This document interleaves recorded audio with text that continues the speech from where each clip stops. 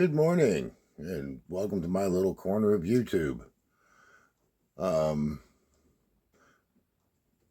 I've noticed in my last few videos about muzzle loaders, there's been a lot of interest, and thank you for that. I find that pretty cool. Um,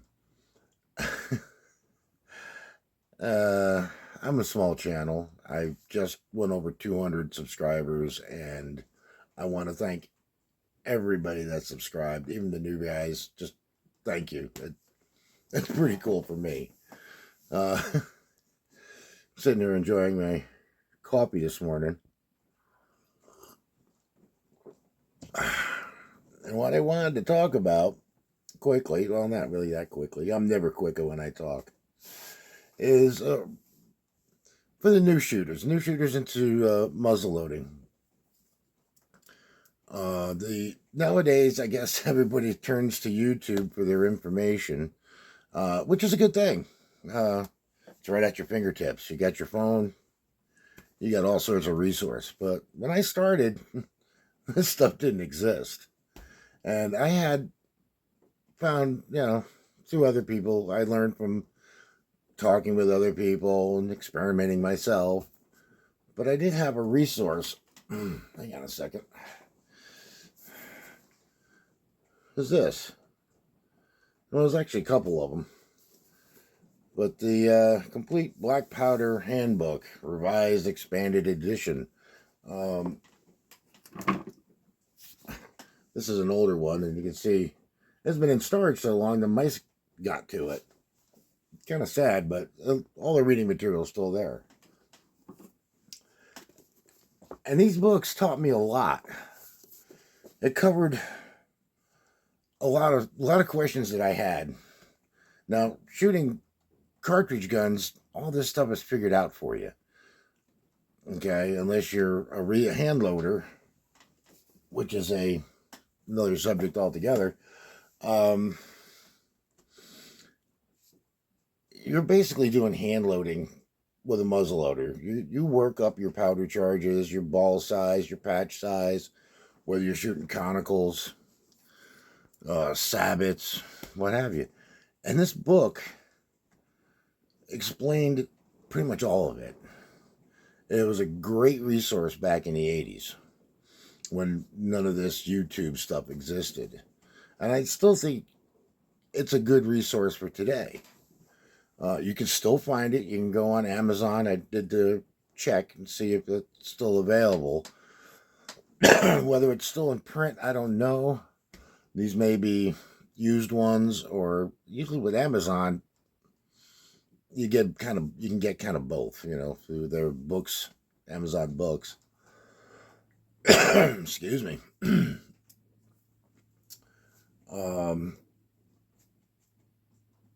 But you can still find them, both editions.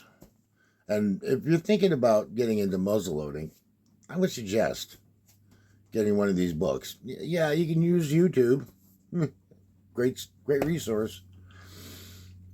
But this can answer your questions a lot easier than trying to search the internet and even message boards and different groups that you can ask questions to. This book covers, I would say, 98 to 99% of your questions. There may be a few out there that, that didn't cover, but for me, it covered everything. And back in the 80s, this is pretty much what you had. Word of mouth, somebody helping you, or this resource book, as I call them.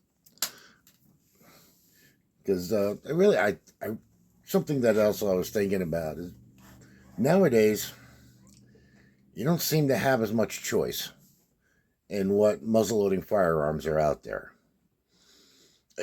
It's a heyday right now for custom builders. There's a lot more of them now than there was back in the 80s.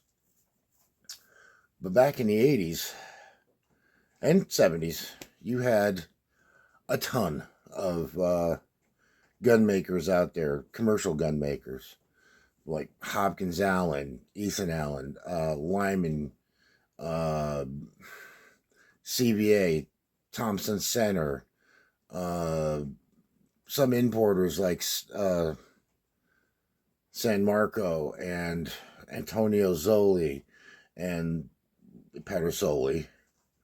Um, uh, there was even Moroku in Japan that made reproduction guns, and I had two of them.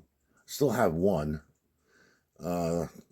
Somewhere along the line, I lost a rifle in moving. I think it wound up getting stolen out of storage. It was so long ago. I had a Tennessee mountain rifle that I got through Dixie Gunworks years ago. At that time, it was probably about a $500-600 gun. It was left-handed, 50 caliber long rifle. Freaking loved that gun. You know, it kind of hurts me that it got lost or stolen or it's a long story. You know, I still had my two custom guns didn't get taken, but that one did. I don't get it, but I'm lucky because the two custom left-handers I had done are, they're my mainstay of shooting. I love them. But even here, I still have a CVA, I still have a Lyman, and I'll do some videos, hopefully, before the bad weather hits Pennsylvania. I hate snow, but for somebody who likes to ride motorcycles and go out shooting and stuff, snow kind of stinks. And I don't hunt anymore, so, the fall weather is pretty and nice, but the snow is just work. So, at any rate, this is what I wanted to talk about. Even in this book here, if you do get it, you're going to see guns that, where did these things go? Where did these guns go? Where did the Ethan Allen rifle go? Where did the Hopkins Allen? I've got two of them. And they'll also be in their own videos, too. The Underhammers they're beautiful guns for a left-handed person. Or right-handed, doesn't matter. The hammer's underneath. I hunted with one for years. A nice little 50 caliber buggy rifle or short barreled rifle.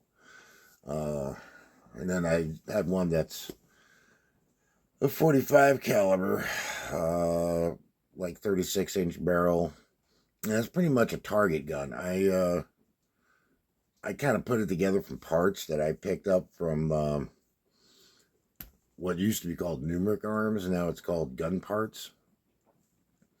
I bought a bunch of parts from them: receiver, trigger, spring, sears, hammer, stock, and then had a Green Mountain barrel fitted to it, which Green Mountain's still in business, I did find out.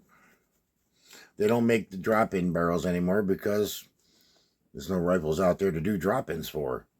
There's no more Lyman, no more Thompson Center, and that was their mainstay for making drop-in barrels. You could get anything you wanted from 32 caliber to 58 caliber to drop in on your Thompson Center Hawken or Renegade. I've got a 36 caliber drop-in barrel that's on a Lyman trade gun. It was originally a 54 caliber, but I actually have a 36 caliber and a 50 caliber drop-in barrel by Green Mountain, and both of them were superbly accurate. Amazing gun, amazing company back then. Probably still are now. They do a lot more cartridge guns now than they do muzzleloaders, but they do still have blank barrels or barrel blanks for muzzleloading rifles. So, you can build your own if you've got access to a machine shop to thread them and dovetail them and drill and tap them and whatever you want to do. Like, gunsmith can do all that kind of stuff. So you know, find somebody who's competent, they can do it. So, yeah, this black powder handbook, really, really useful source or resource. And that's pretty much all I had to talk about today. It's rainy, dismal, dreary.